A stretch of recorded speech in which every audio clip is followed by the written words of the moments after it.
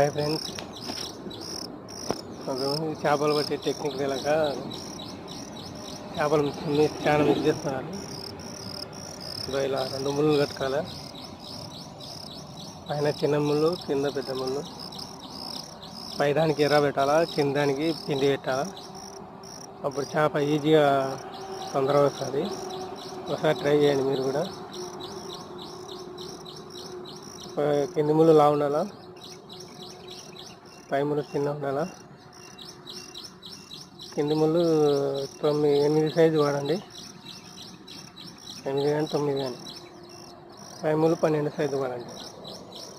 ఒకసారి ట్రై చేయండి. పైదానికి ఎర్ర పెట్టండి. చూడండి ఫ్రెండ్స్, కింది ముళ్ళకి పిండి పెట్టినా, పై ముళ్ళకి ఎర్ర పెట్టినా. చూడండి,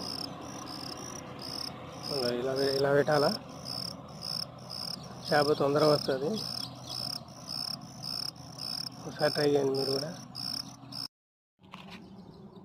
ఓకే ఓకే ఓకే.